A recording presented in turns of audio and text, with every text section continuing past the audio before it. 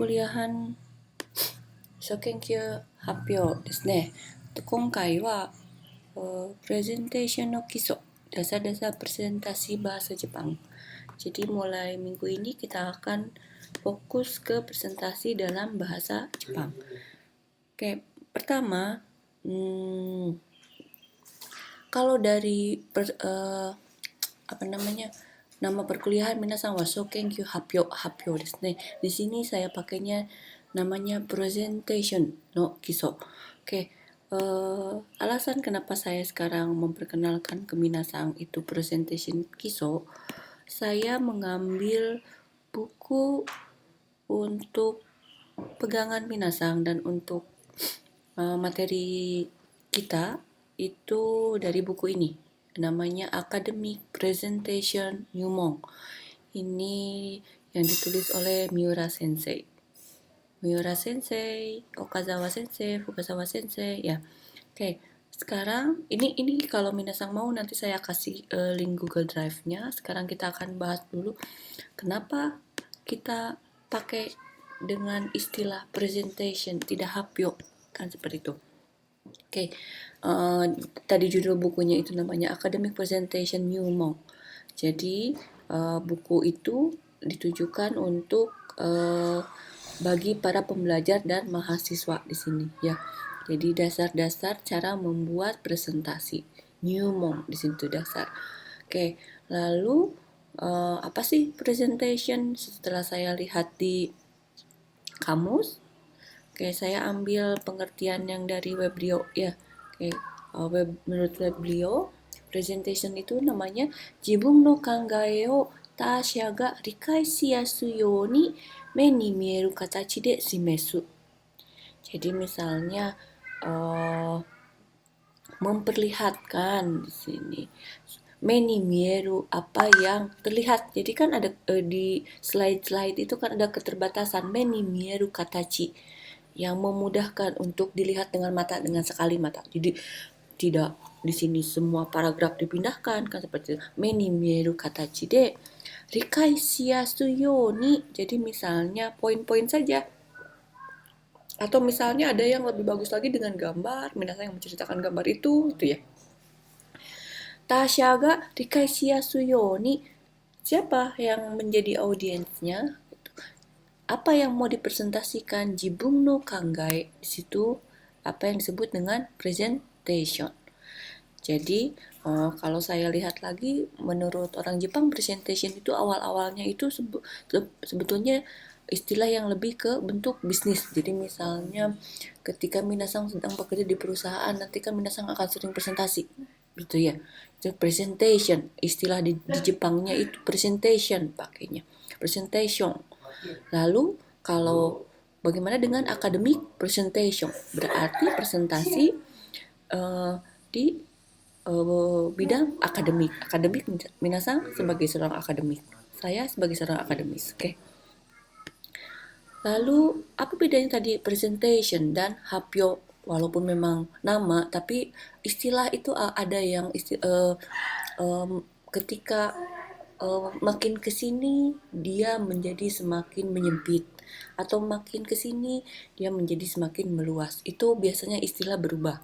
Jadi kita lihat apa sih presentation, apa bedanya dengan hapyo, kan gitu ya. Oke, hapyo biasanya diikuti dengan penanda kata kerja suruh hapyo shimasu. Contohnya misalnya ada artis yang mau menikah, siapa ya? Dan misalnya dia berbicara, watashi wa 4月結婚ということを発表します。発表itu lebih umum. Atau misalnya ketika minasan mau UMPTN, lalu misalnya pemerintah mengumumkan itu kan misalnya ada lewat apa. Tapi kalau misalnya lewat oral misalnya, atau shiken no gokaku happyo shimasu. Gokaku happyo shimasu, happyo. Di sini happyo yang digunakan.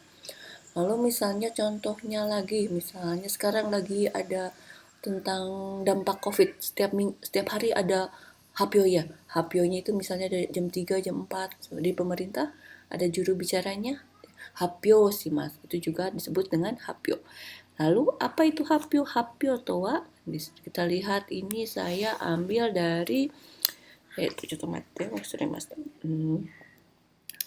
Weblio juga karena jadi misalnya sekang hyo atau hyo mukini shiraseru koto, mempublikasikan, memberitahukan, hiroku shiraseru koto, secara luas kan tadi kan seperti pernikahan atau misalnya hasil ujian atau misalnya apa sih tadi yang COVID itu ya, hapyo suruh hapyo. Jadi mungkin penggunaan hapyo itu lebih luas, tidak berbentuk seperti yang ini saya pakai ini presentation ya.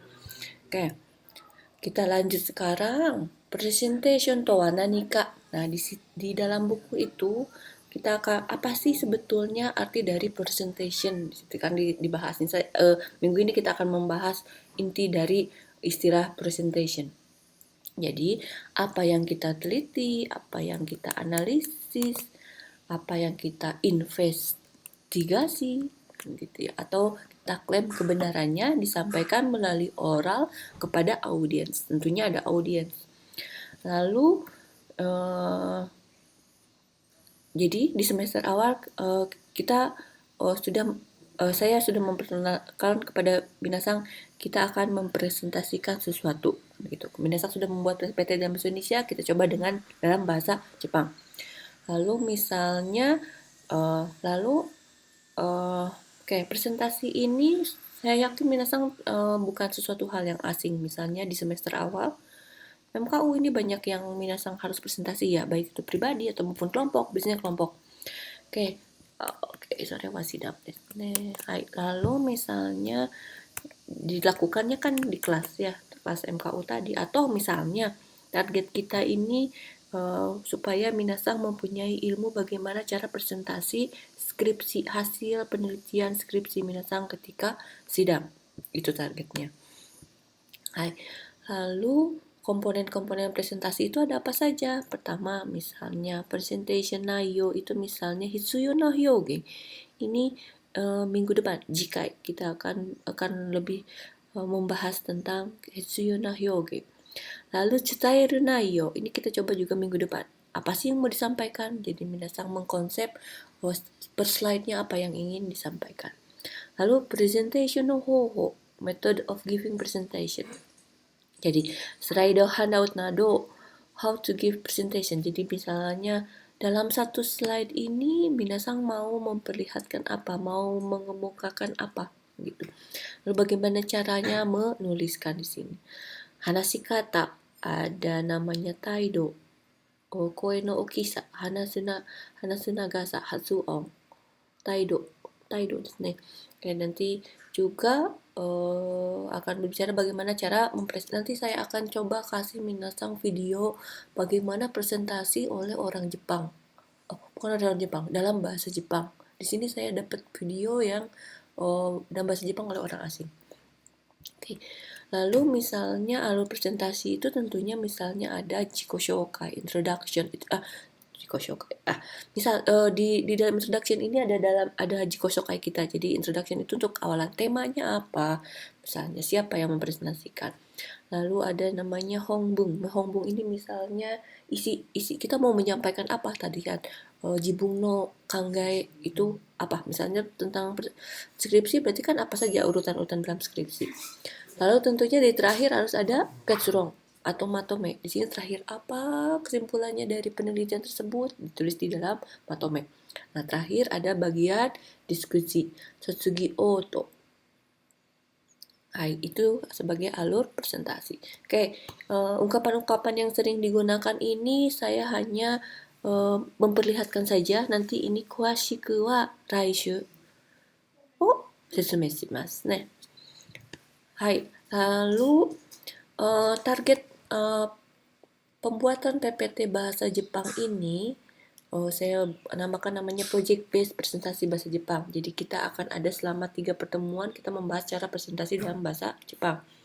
Pertemuan pertama hari ini ke-9 itu pemilihan artikel untuk dipresentasikan dan pengenalan presentasi bahasa Jepang. Ini ada kaitannya dengan feedback yang Minasang kirim tugas ke saya, kita diskusikan mana artikel yang akan Minasang pilih untuk dibuatkan PPT bahasa Jepang. Lalu minggu depan selanjutnya pertemuan 10 ini kita akan membahas ungkapan yang ini. Apa saja yang digunakan dalam presentasi bahasa Jepang. Sekalian Minasang juga mengkonsep sendiri PPT. Kata-katanya sendiri Minasang buat. Lalu pertemuan selanjutnya itu ada yang namanya kita step by step. Jadi misalnya Minasang sambil sagyo di rumah membuat per slide-nya dalam bahasa Jepang. Tentunya tidak hanya PPT tapi dengan bentuk handout bagaimana cara mempresentasikan. Oke. Di sini berarti pertemuan terakhir, di sini pertemuan ke-12 tentunya target PPT bahasa Jepang Minasang sudah selesai dengan handout. Jadi apa yang mau Minasang ucapkan itu sudah Minasang tulis. Ya, biasanya di sidang juga Minasang nggak, kalau misalnya yang bagus itu memang hafal, tapi biasanya kan kadang membaca. Membaca juga hati-hati, kadang ada yang ditulis kanji tapi kanjinya itu apa lupa kan gitu, seperti itu. Jadi harus perlu persiapan. Oke, itu berarti selama 4 kali pertemuan kita akan membahas tentang PPT bahasa Jepang ya. Hai, kalau ada pertanyaan minasang boleh tanyakan nanti di bagian diskusi. Hai, じゃあこの授業は以上です。